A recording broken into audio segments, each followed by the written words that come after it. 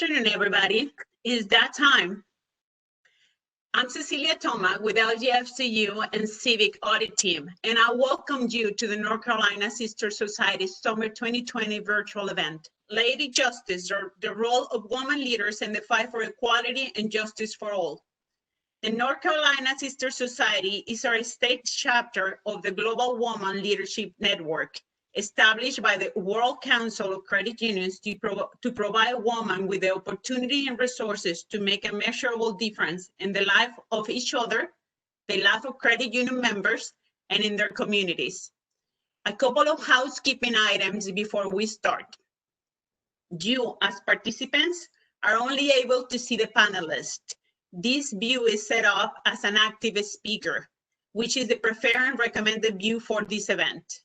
Participants are allowed to submit questions to the panel via the chat box to be asked following the presentation. We will do our best to address all submitted questions during the Q&A portion of this event.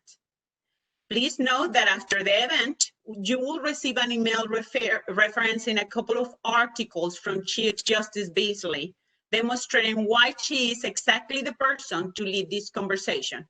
You will also receive information regarding the Global Woman Leadership Network event, Pay Not to Play, happening this evening. You will hear a little bit more about this later during the program. A second email will follow the next day with a link to the recorded event. And with that, I turn it over to Dave Matthews, LGFCU and Civic SVP of Legal and Compliance. Thank you, Cecilia. Can everyone hear me okay? Yes. Awesome. Well, good afternoon, everyone. I am absolutely thrilled to have the opportunity to introduce to you all our featured presenter for this afternoon. She is someone whom I consider to be a giant of gentlewomen here in North Carolina and nationally. I think you'll learn as well later this afternoon. She is someone whom over probably the last 10 years, I've had the privilege of calling friend, mentor, and then most recently, Madam Chief Justice. I'm speaking of course, the head of all North Carolina state courts, the Chief Justice of the North Carolina Supreme Court, Chief Justice Cheri Beasley. Now, before I hand over the virtual podium to Chief Justice Beasley to share with you her insights on today's topic, let me just tell you a little bit about her for those of you who don't know her. Chief Justice Cheri Beasley has spent more than 20 years dedicated to the rule of law. She began her judicial career as a district court judge in Cumberland County, where she served for a decade before being elected to the North Carolina Court of Appeals in 2008. She served as Associate Justice of the North Carolina Supreme Court for 7 years before being appointed by Governor Cooper to lead the North Carolina Supreme Court last year. She is the first African-American woman in the Supreme Court's 200-year history to serve as Chief Justice. Chief Justice Beasley has spent her entire career advocating for courts that are independent, fair, and accessible, and that serve every person with dignity and respect. By engaging local judges, educators, and law enforcement, she is helping to reform discipline in our schools so that we can keep our kids out of the courtrooms. She's committed to expanding specialized treatment courts that better serve the needs of North Carolinian families and children. She's also working to leverage the power of technology to make sure that our courts are accessible to all. She has lectured extensively to promote the administration of justice, the importance of an independent judiciary, and fair judicial selection. She's active in her community. She leads in her church, First Baptist of Raleigh. She supports hunger relief efforts, and she mentors students from elementary school to law school. She's a graduate of Rutgers University, the University of Tennessee College of Law, and then my alma mater, Duke University School of Law, where she obtained her LLM, which is a Master's of Law degree. She and her husband, Curtis Owens, are the proud parents of two phenomenal twin young men, Thomas and Matthew. I am so honored to welcome to our virtual podium this afternoon, the Chief Justice of our North Carolina Supreme Court, Chief Justice Cheri Beasley. Justice Beasley? Thank you so much, Dave, for that very kind and thoughtful introduction. And thank you for Cecilia and to Ruth and to Ashley and to all of you who have kindly allowed me to be here to share with you all today. I love the notion of a global women's network, of women coming together, smart, talented, supporting each other, and really being thoughtful about how it is you make contributions in your professional and civic lives. And I just really am so grateful to be able to share with you all just a bit today. I want to tell you, first of all, that the Chief Justice is the leader of the entire judicial branch of government. I lead the Supreme Court of North Carolina, and there are seven of us. I want to also tell you we have the most diverse Supreme Court in the nation. There are 3 women, 3 African Americans, and the court just commemorated its 200th anniversary, and we have our first Jewish member of the court.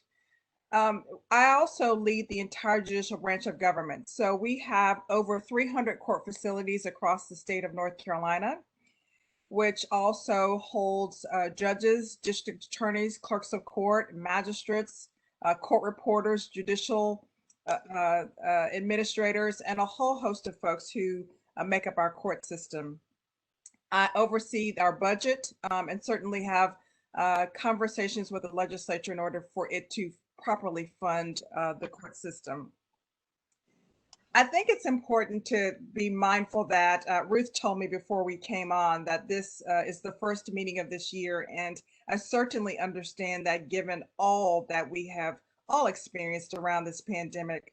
Certainly I've been engaged with how this pandemic and the impact of COVID-19 has had on our courts. And in our communities, there are a lot of people who are very challenged around the kinds of situations like we've never seen before. These are truly unprecedented times. And I think it's also fair to acknowledge that compounded by this pandemic are heightened racial tensions, not just in North Carolina, but across the nation, as we have seen thousands of people protesting around racial disparities in our institutions. And I'll tell you, I've been specifically interested about that because I know that it's really important to me to be thoughtful about that as the Chief Justice. We've had a survey, and so we know that the majority of North Carolinians do not have trust and confidence in our court system. And if people believe that there are 2 kinds of justice in our courts, it's incumbent upon me as the Chief Justice to address that, to lead constructive but very difficult conversations around the impact of race and gender in our courts, and to be thoughtful about how it is that people feel that they're being treated in our courts and whether those outcomes are consistent with how people feel. And so I guess what I'm really saying is this is a tough time for all of us to be in leadership, all of us as women to be in leadership. We are facing some very difficult challenges. And I think around that, it requires us to really be thoughtful about how we confront these challenges. I think it is important for us to be thoughtful about the honesty and the straightforward manners in which we are really called upon to lead right now. We're called upon to address some issues in a matter that we frankly have never in my lifetime been called upon to address them in this particular way. And so I join you as sisters in thinking about how to negotiate and navigate through this really difficult and challenging time. The one thing that I'm confident though, as we think about the fact that in August, we will all commemorate the 100th anniversary of the ratification of the 19th Amendment, which allowed women the right to vote in this nation. When I think about the powerfulness of that moment, and when I think about the challenges presented to us today, whether it's by the pandemic or the heightened racial tensions, the one thing that I am confident of always, that when you look at the history of North Carolina, when you look at the history of this nation, it might not always be the women who get the credit for being the problem solvers, but it's women who serve as the backbone and strength of our communities. It's women who understand the kind of resolve that must happen to protect our families and our children and our communities. It's women who come with the ingenuity around how we problem solve and think about inclusivity and making sure that our people are taken care of.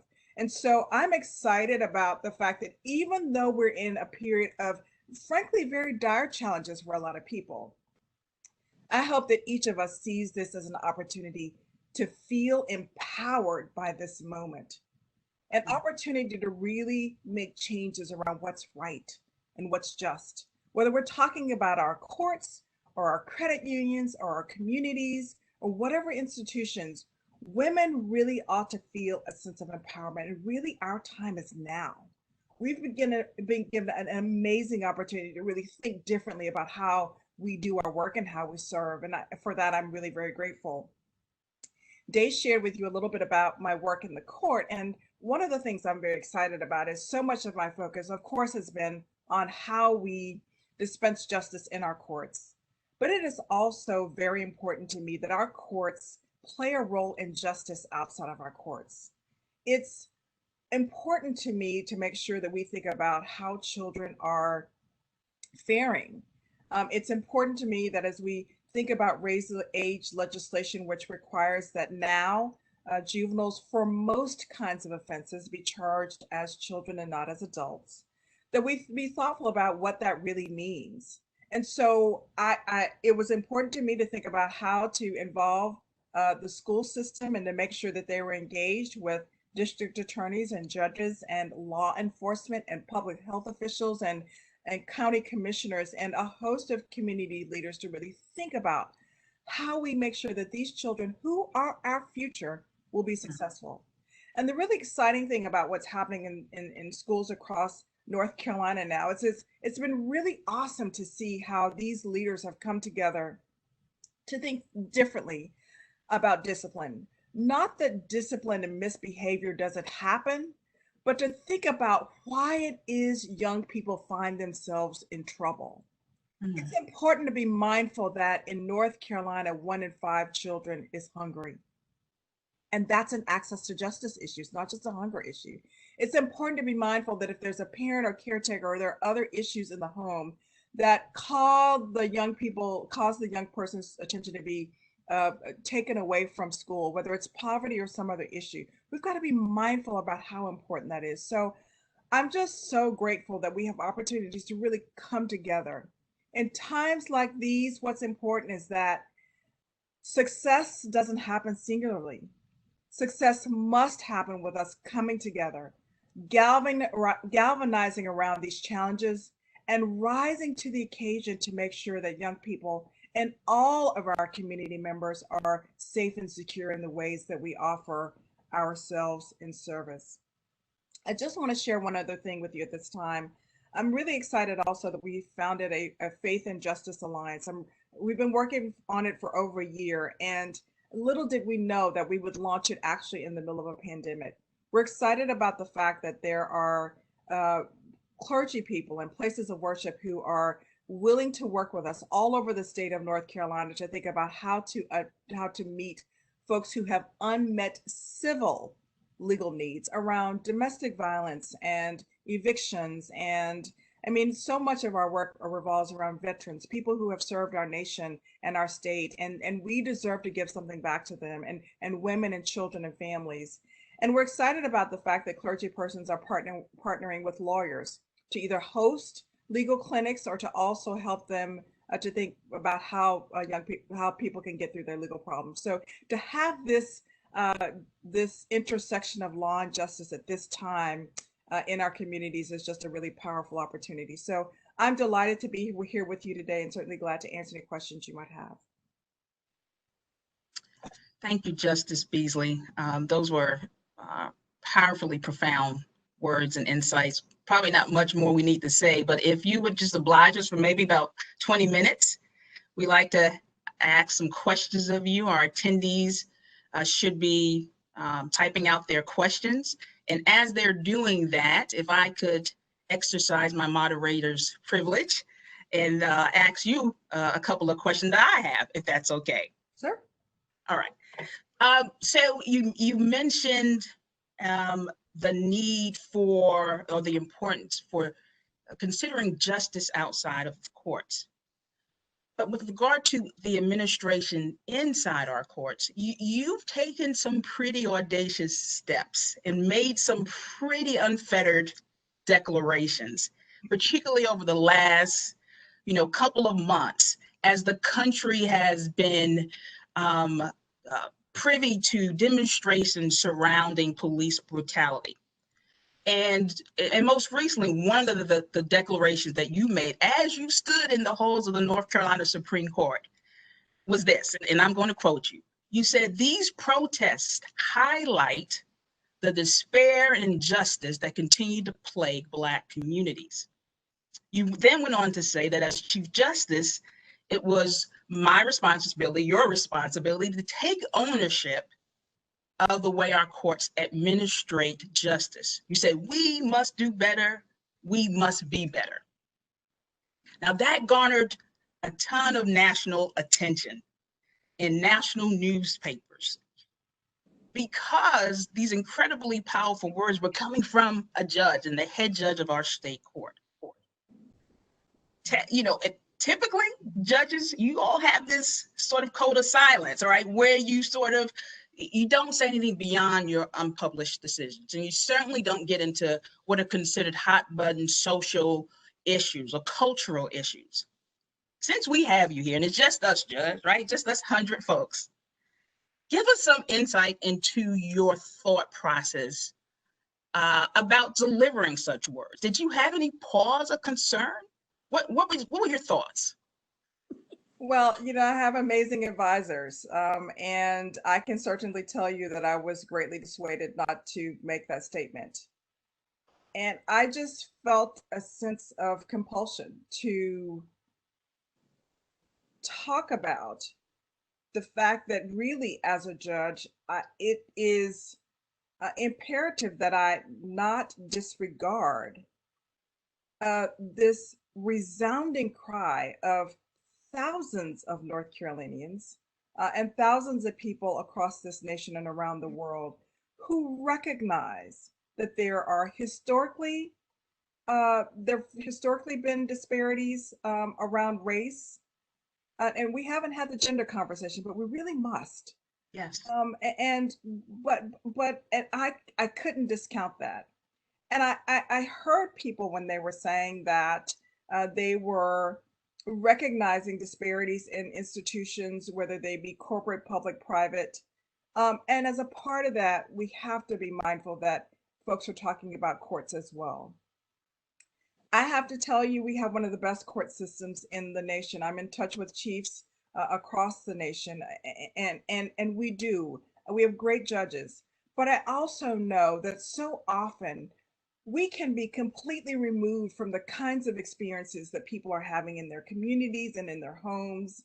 And often when we don't have that personal recognition, there's no malintent, but the impact can be the same.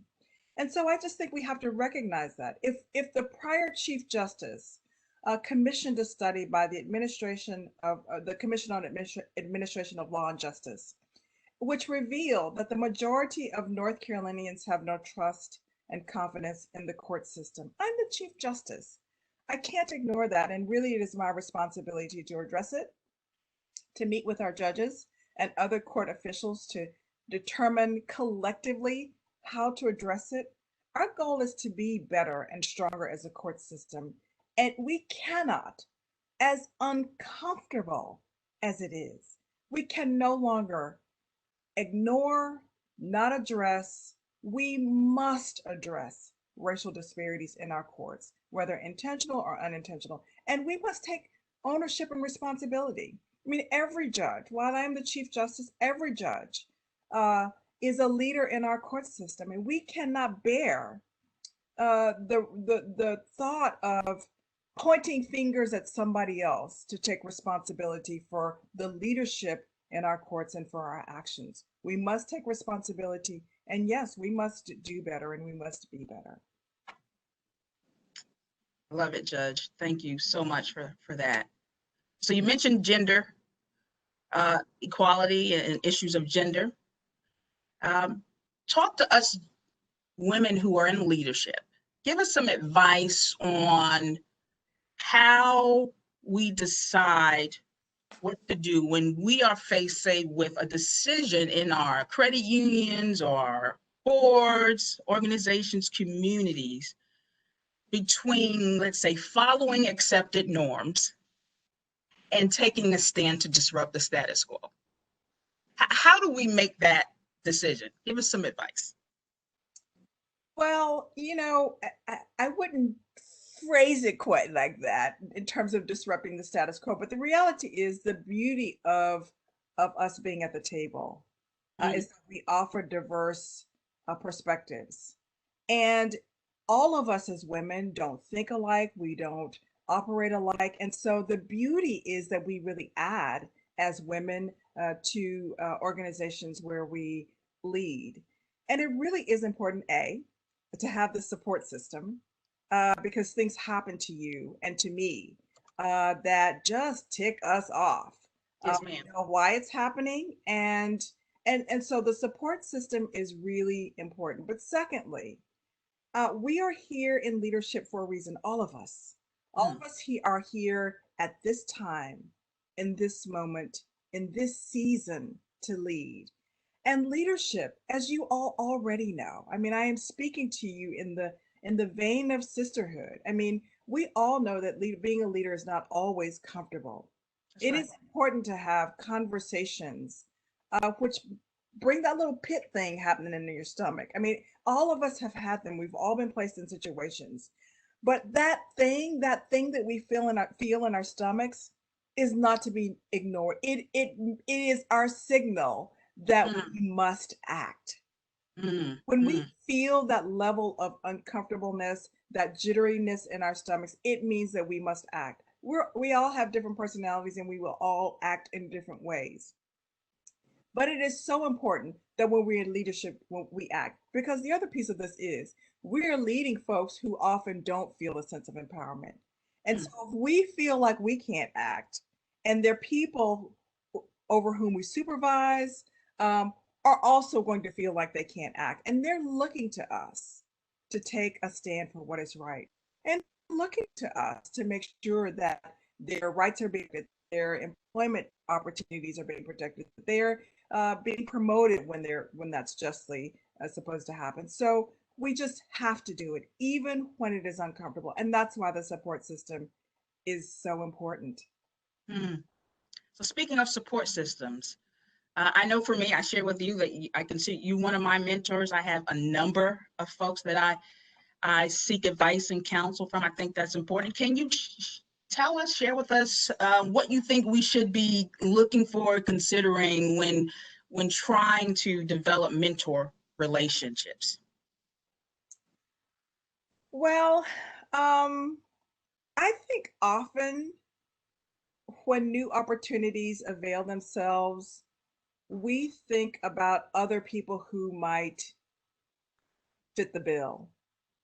And we think about Charlie over here, and we think about Dan, and we think about all their talents and all of their strengths.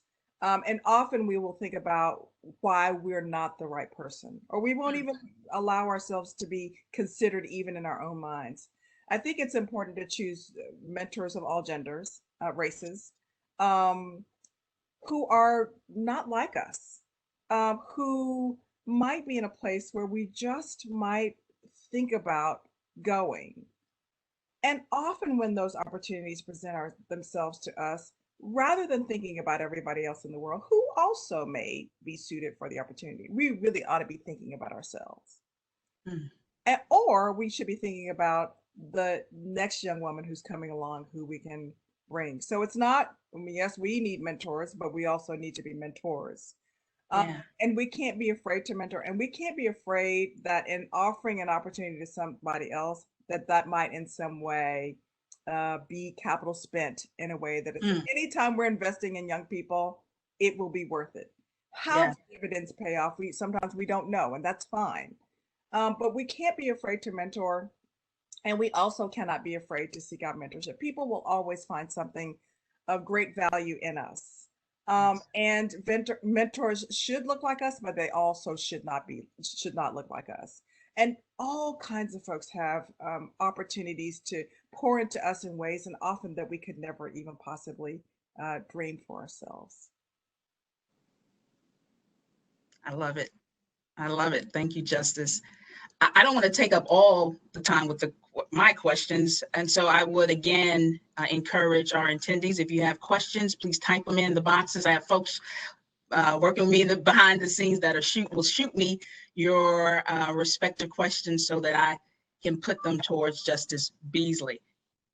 And until they do that, Judge, it's rare we have an opportunity to get you. So if you don't mind, I'm going to hold you just for a little bit longer. It's okay.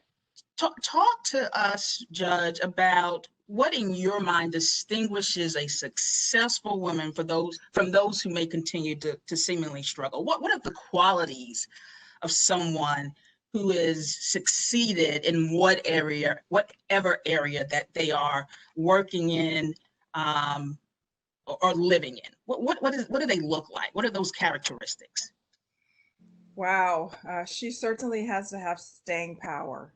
Oh, And strength can manifest itself and look differently in each of us. And so what strength looks like might is often individualized. And so we shouldn't be bound by a single definition of what strength or courage looks like for any one of us. Um, but I really believe understanding that leadership is also not singular, that good leaders have good leaders around them. They are open to suggestions. And because the reality is in leadership, people want to please the leader often, and they want to say and do what you want them to say and do in order to stay in your good graces often. And I think it's really important to be open and honest. And I think it's important to have people around you who will tell you the truth. yes. Because it's really not about me in leadership or any one of you. It's about making sure that the organization is strong and tight, and in a place where it can be of best service to those it's designed to serve. Love it. So staying power, making sure you have folks who support you, and support being willingness to tell you when you're wrong, right? Absolutely. Willingness to tell you to take a different direction. Yeah. I can attest to that. So important. So I think we have a question, Judge, from one of our attendees. We got a couple. Okay, hold on. Read them out. So one question is this: there are so many organizations working on the same issues, especially when it comes to the CIC, raise the age for our young people, but not necessarily together, such as Education Justice Alliance, the NCPTA. And so the question is, what do we do to make these organizations come together to work collaboratively? Because there's strength in numbers, the attendee is saying. Any advice? Well, I mean, it could be just a matter of reaching out to these respective groups and saying, there are, even if we don't agree on all the issues or all the ways in which we should execute ideas, there might be a narrow set of issues around which we can galvanize and collaborate and go forward on them. But I don't know that it's necessarily a bad thing that organizations don't always collaborate. I mean, because their perspectives and their missions may be different. Right. The Raise the Age effort, as you all know, has been a really big, years-long effort. Finally, the legislation passed, and so there were lots of groups that came together around that, and as the attendee mentioned, are still working through the manifestation and the application of the legislation. So it is so important that these groups continue to do that work. I think to the extent that they shouldn't do it in a silo, then that's great to come together. But I don't know that it's necessarily a bad thing that they are not necessarily coming together. But if there's some narrow issues, I mean, whoever can make that proposal around coming together.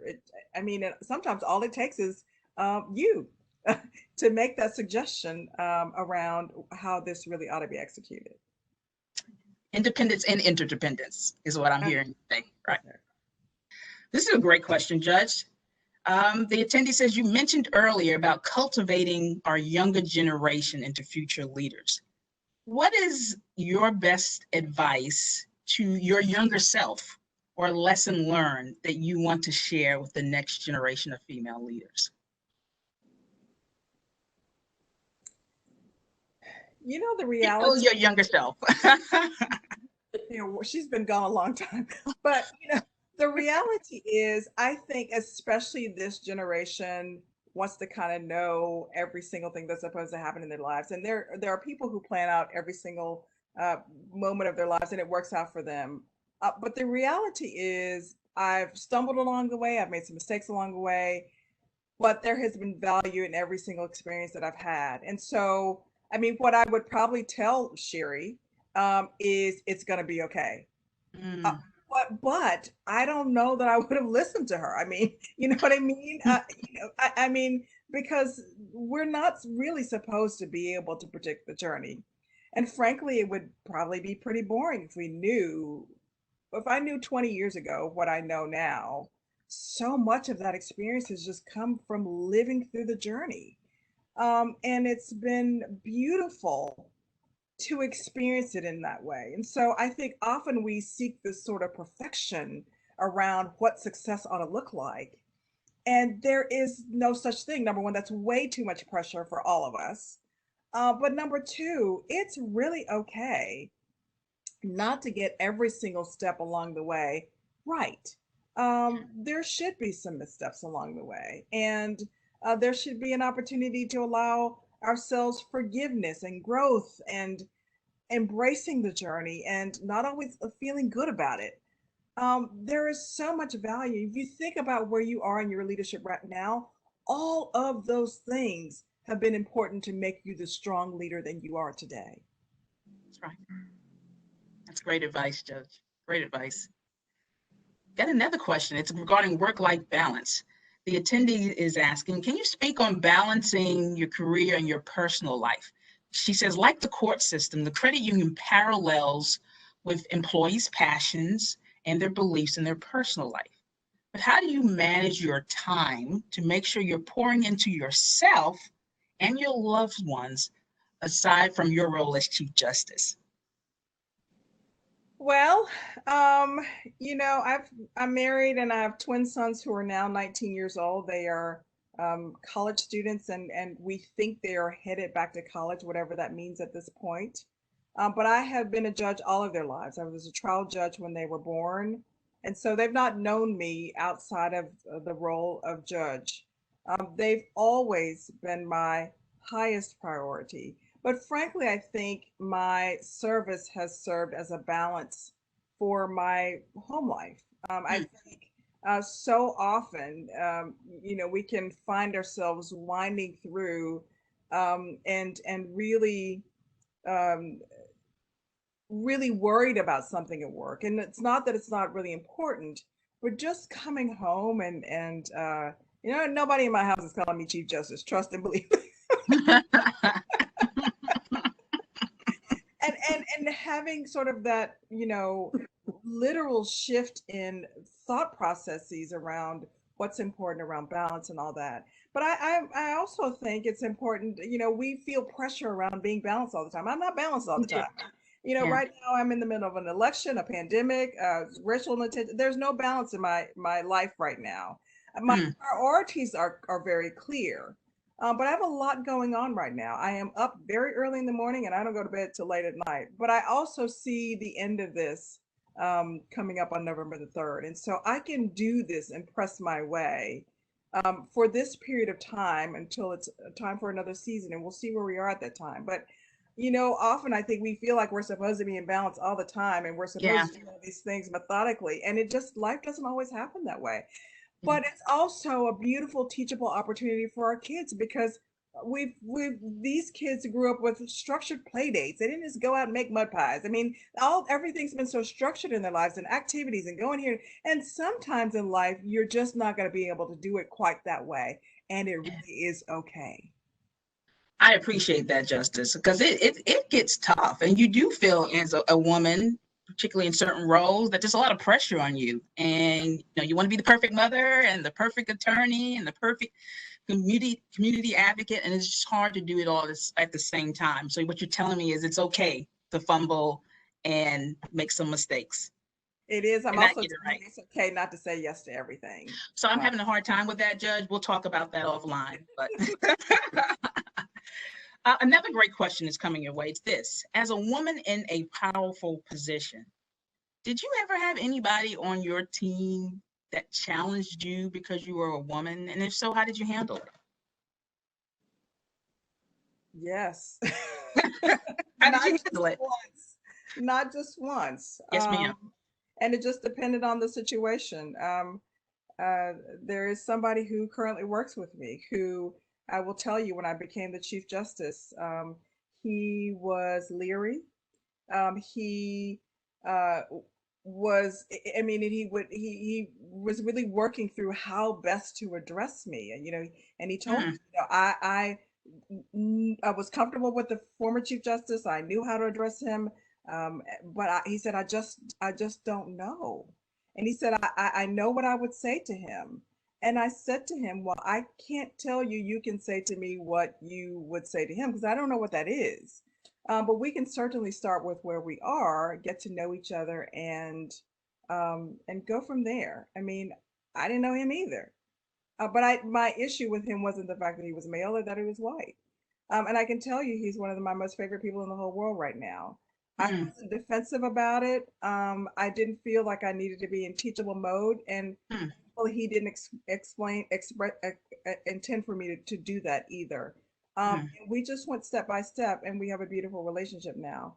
But I think often so much of what we're feeling right now is this sense of unknown, that there have been either these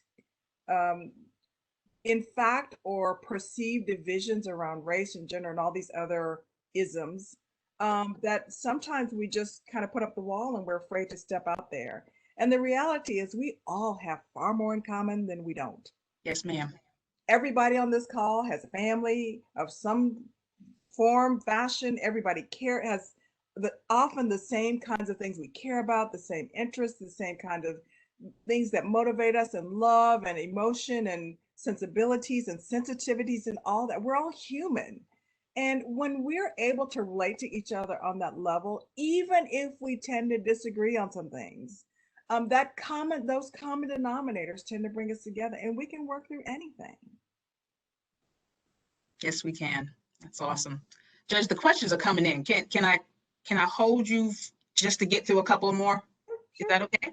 All right. Sure. The question is this: what examples that you see of underrepresentation of women areas, and how can we be better ambassadors and influencers to address those particular areas of underrepresentation? Well, we all know the traditional professions that women tend to have greater numbers, educators and nurses. Certainly we are starting to branch out in other areas like STEM, but the numbers are not really where they should be for STEM. We know that even lawyers, when we look at the number of lawyers in large law firms, and we know that 50% of the class right.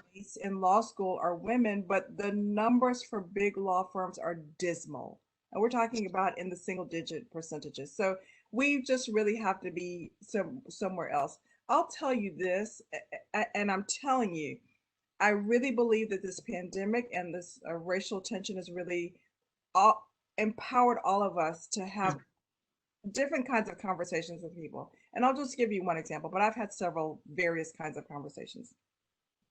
I was talking to a partner of a law firm who, by the way, probably would not have been as open in the same way to have this conversation with me, frankly.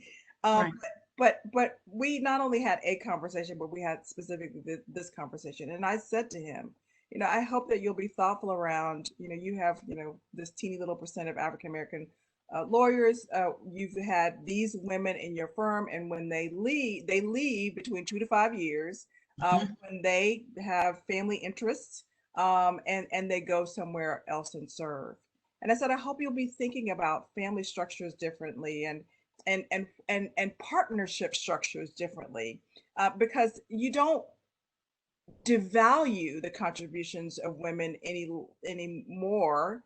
And they're smart and talented. So if this isn't working, then I hope Mhm. the firm will be thinking about how to really mentor, not just these esoteric mentoring programs and diversity and inclusion that everybody checks the box, but really these young people want to be where you are, Yeah. and those kind of mentoring programs that help them to really be partnered with somebody who will show them how to get where you are as partner is what's Yes. of value, because that kind of investment is perpetual. It will happen for the next generation of women lawyers. And he was open, and in this short period of time he has changed their programs. The partnerships are beautiful. It's a larger law firm too. Yeah. Just having that conversation. So for us to seize this moment of empowerment, to be willing to start these conversations, is a really powerful one. We can't still be afraid.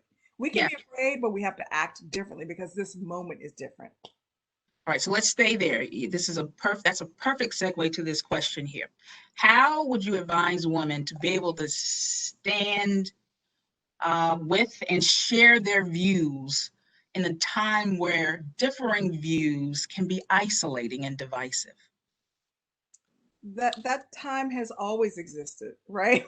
I mean, Yes, we're ma'am. and to that extent, that's why we're coming together in this way. But we have to value that as women, there is a reason at this period of time we're at the table. And we're not at the table not to have these conversations. We really, even when we're quaking in our boots, we have to have these critical conversations, because the reality is the conversation really isn't just about us. That's right. That conversation is about every other woman who's either in the organization, on her way there, and it impacts the culture of the organization. So we may not like it, but for whatever reason, we've been chosen for this moment to have these conversations, to move the cultures in our respective environments around the acceptance of women and racial and ethnic minorities. It is incumbent upon us. It is Yes. in the very same way that I can't say that judges in the court system can't say it's their fault. We can't say as women, when we know the conversations need to be had and we know what the conversations are, as difficult as they are, we just must have them. And if you want me to talk it through with you, give me a call, because I know how important, and you know how important it is to have that sense of community around you, because it is isolating. Yeah. It's important to have your support system around you to lift you up when you're having these, because it's not magical. You'll have the conversation and you may be rejected, you may be whatever that is. But it's important to have the support system, because you have to keep having those conversations. You can't just say, I had it, he said no, and we got to move. No, no, And no. gotta move on. We can't Right. do that. Yeah, we can't do that. And that's not about us. This uncomfortable moment is not about us. It is about making sure that the women around us are taken care of, and that they have the same opportunities as the men around us. Yes, ma'am. Speaking of our gentlemen, we have a question from a gentleman attendee.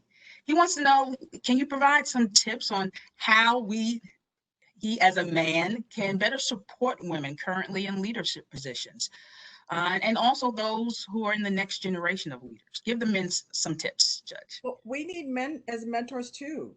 Yes, ma'am. And women need to know that men are supportive, and men can be. So this is not a male bashing session. Men That's can right. be very supportive, and men can be and have been certainly great mentors in my life.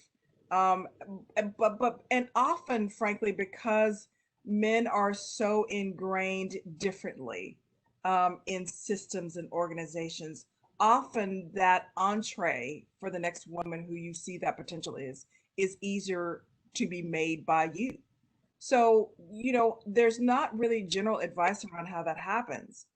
When you see an opportunity, you too have to have the difficult conversations, whether it's with the woman or with the men around her who you see are not respecting her role.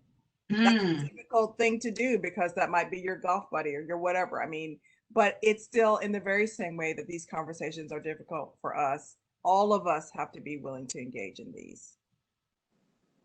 Love it. Nice. And they keep coming. These are going to be the last two questions. You kind of touched on this, Judge, but I'm going to ask it.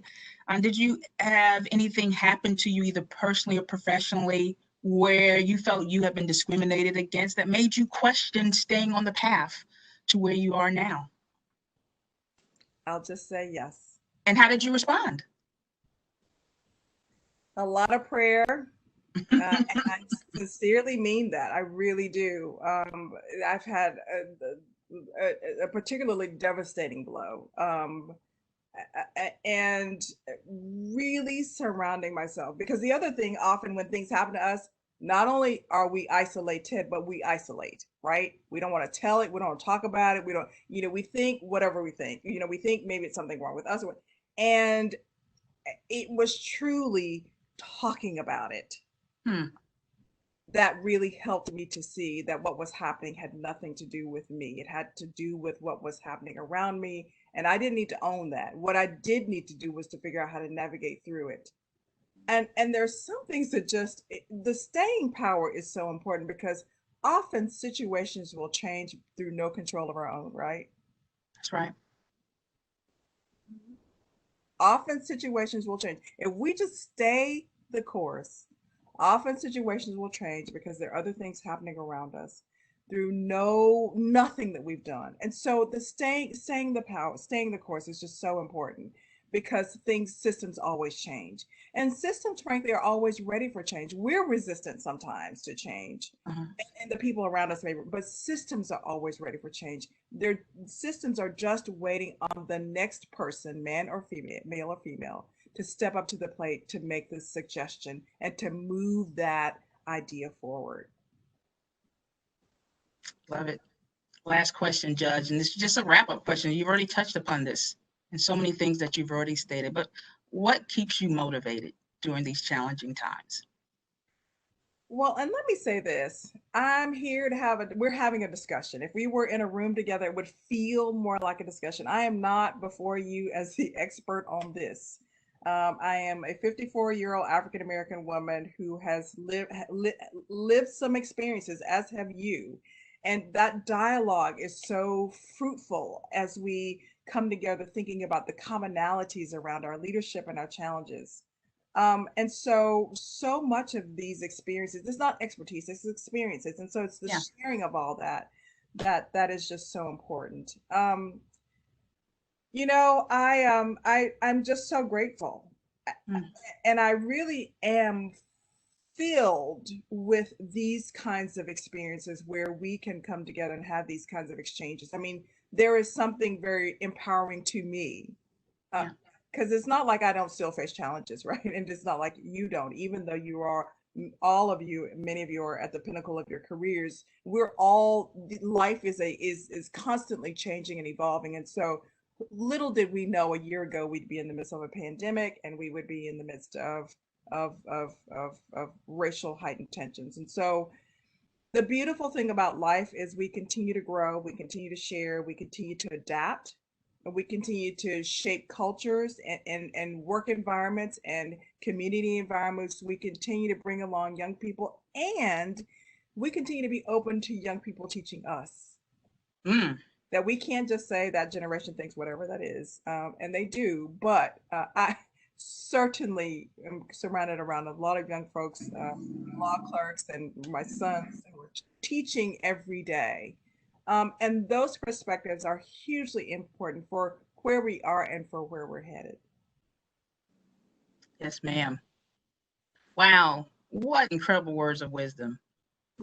Justice Beasley, we cannot thank you enough for just taking the time to share with us. Like I said, it's rare we get an opportunity to talk to the Chief Justice of North Carolina Supreme Court, and the fact that you took your time to sit with us and answer our questions and pour out of yourself, your experiences and wisdom is so, so appreciated. Thank you so very much. Thank you so much for having me, but I want to thank every woman here who is in service, because sometimes we don't hear that our Mhm. service makes a difference, but every single time you show up, it makes a difference.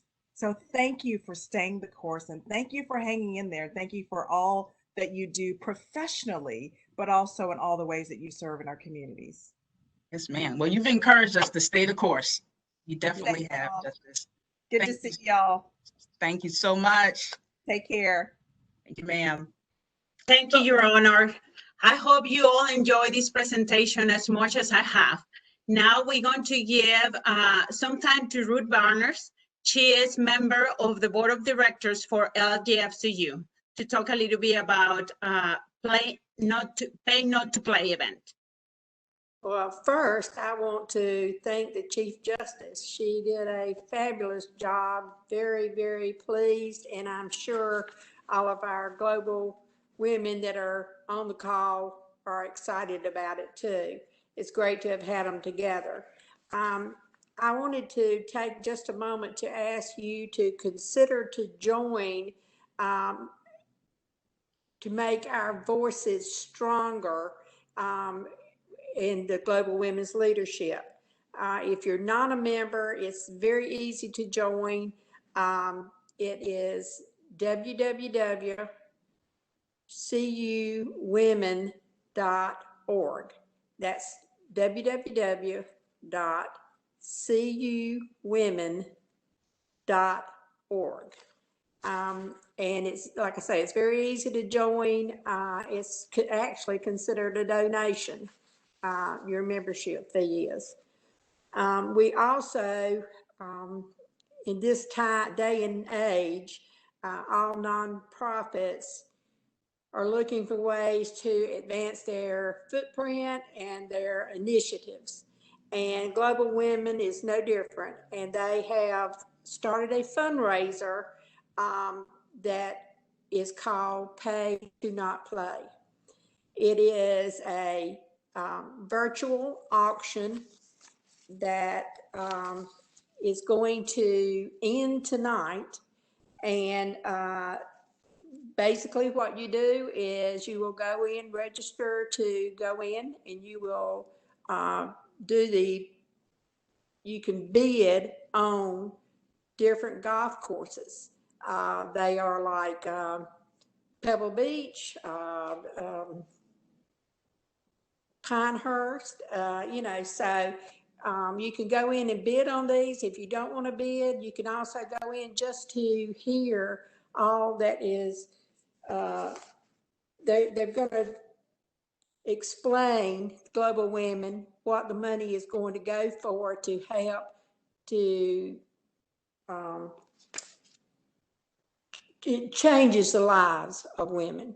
So I think that if you can go online, you can see it as well, but we will send a link at the end of this presentation. Thank you, Ruth. It certainly sounds like a very unique and fun event to participate. So we hope to see you all over there. Now, before we adjourn, I'm going to invite Mark Keverly, our LGFCU president, to give us some closing remarks. Thank you, Cecilia. Good afternoon, everyone, and thank you all so much for joining us this afternoon. It's so good to know that so many of you have taken the time to support the North Carolina Sister Society of the Global Women's Leadership Network. First and foremost, I too want to thank Chief Justice Beasley. As you noted, you're extremely busy these days, so thank you for taking the time to join us this afternoon. Your accomplishments and words of wisdom are truly an inspiration to us all. So I'm here speaking on behalf of both local government federal credit union and civic federal credit union when I say that we're very proud to support the Global Women's Leadership Network and the Sister Society. Also, as a girl dad, I have 3 teenage daughters. This movement also has a great deal of personal significance to me. So I've been a member of GWLN for just a few years now, but Civic's president, Dwayne Naylor, and Dwayne is also on the call. He's been a member for many years and has participated in efforts to support women's issues and leadership both domestically and internationally. And as Ruth said, it's very easy to join. So we both hope that all of you will consider both joining this organization and becoming active participants in the important work being done through the Global Women's Leadership Network. I can also see the list of sponsors over Ruth's shoulder. So I want to make sure that I recognize, in addition to LGFCU and Civic as sponsors, I do want to recognize and thank Coastal Federal Credit Union for their sponsorship of the Sister Society in today's event. Again, our sincere appreciation to each of you for joining us this afternoon. And having said all that, I'll turn it back over to Cecilia. Thank you, Mark, for your words. I hope you all enjoyed this presentation, and it has been as beneficial for you to be part of it. A brief reminder that you will receive an email containing Chief Justice Beasley articles and information about and the Pay Not to Play event this evening. I wish you all a wonderful rest of your day. Thank you for participating. Afternoon, everyone. Bye. Thank you. Have a great day.